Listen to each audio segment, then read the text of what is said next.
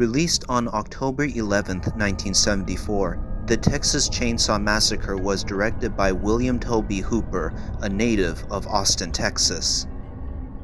Early on, while coming from a documentary background as a cameraman, he came up with this particular idea during radically changing times during the 60s and the 70s. News coverage of highly graphic and violent content, the ongoing effects of the Vietnam War, and the distrust of government under the presidency of Richard Nixon, as well as the murder sprees like the Manson family, Ed Gein, and Elmer Wayne Henley.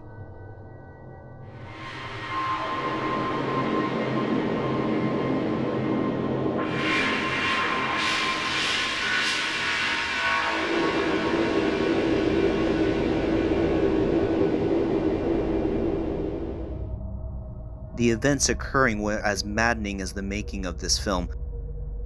Due to budget constraints, the film had to be shot non-stop to prevent high costs from renting equipment, shooting over 7 days a week, roughly 12 to 16 hours a day, under the extreme heat in Texas. Boy, was it hot, and the meat got rotten in a hurry, Lots of insane things have happened on set. The bones and remains, mostly animal bones, dead animals, and the meal rotting on the dinner table due to long hours of shooting made many of the actors ill, with some vomiting involved. Gunnar Hansen, who played Leatherface, accidentally cut Marilyn Burns' fingers during a scene due to a prop malfunction. One actor, Edward Neal, who played the hitchhiker, felt the shoot was so grueling he said it was worse than serving in the Vietnam War, threatening to kill Toby Hooper. It's crazy. Neal's threat wasn't serious, I think, but it was a very intense shoot after all. With the social climate changing, so was the nature of horror movies. For years, horror has been the center for vampires and werewolves, gothic horror, the horror of the past weighing down on the present. However, especially during the late 1960s, horror was a means of exploring socio-political themes, as seen in films like Night of the Living Dead, for example. Texas Chainsaw is no different, but especially different by carrying no supernatural elements. The mask Leatherface wears makes him look inhuman in a way, but as it is made of flesh, it symbolizes Leatherface's horrific capabilities. Man is the real monster here, just wearing a different face, so I put a literal mask on the monster in my film.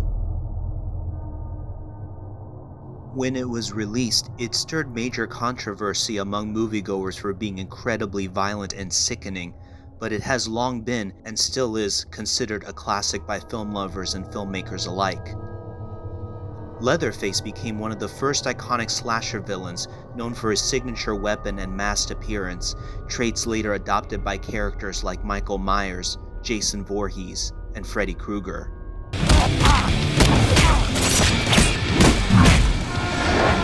The film eventually spawned a full-blown franchise including sequels, a remake, a prequel, another prequel, a 3D installment, and another sequel. Turning a highly impactful film into a franchise is a common strategy for maximizing profit. Still, in this case, the follow-ups often fell into the trap of structural repetition.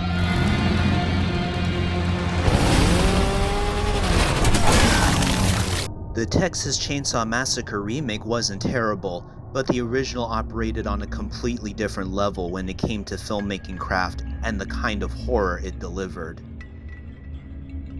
As someone who grew up watching many horror remakes and prequels, I found them to be underwhelming at times. I enjoyed them at the time, but looking back, there was so much more that could have been explored without relying so heavily on gore, or gore porn, as it became known during that era. Hostel, for example, had an incredible concept, I thought, but I couldn't help thinking, why not take it even further? Why not focus more on the themes of social class, let's say, and make that the driving force behind the horror? Yes, it's gore porn, torture porn. It's meant to sicken and disgust, but if you're going to go down that road, at least give us characters we can relate to. Still, it would have been fascinating to see that concept pushed even further. I didn't watch the original Texas Chainsaw Massacre until later in my life. My expectations were pretty low, I figured it would be just another heavy gore film with a few shocking scenes and maybe some fun along the way. But no, there was something much deeper, much more frightening than I had anticipated. The film's low budget isn't a drawback, it's actually what makes it so terrifying.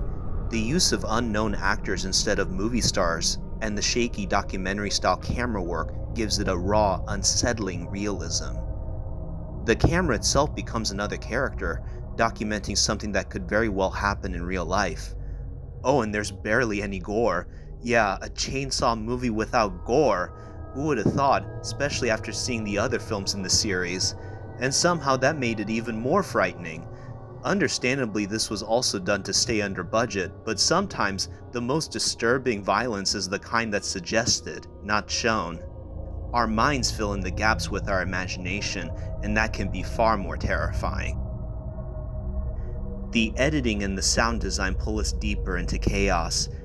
The dinner table scene with Sally, the quick cuts close in on her eyes as she watches the family laughing hysterically, the sound of squealing pigs being butchered, the unsettling drones in the background. We are not just seeing trauma unfold, we're experiencing it.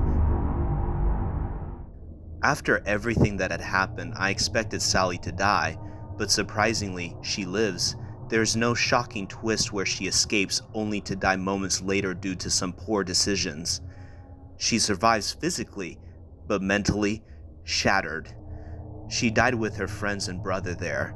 In the years that follow, she will probably wake up many nights screaming, seeing her friends and her brother, hearing that chainsaw out in the distance coming for her.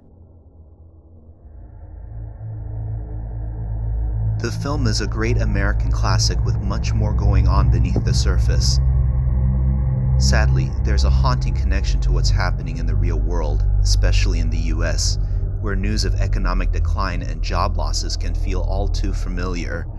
What's especially troubling is the growing number of people losing their jobs, only for businesses to continue selling more services with fewer employees. This echoes the film's portrayal of, let's say, selling meat, reducing human lives to commodities. As new resources and technologies emerge, workers are often pushed aside, forced out with no different skills left to offer. I believe that people are capable of adapting to their circumstances, but I also believe the environment plays a crucial role in shaping that adaptability, and we can't afford to ignore its impact. When there's nowhere else to turn, the only path left is the absolute edge of human experience. Madness takes hold, and it doesn't stop. It keeps going and going and going, and when it finally stops, with a cut to black, let's say, its effects linger, trauma and madness spread, leaving scars that don't easily heal.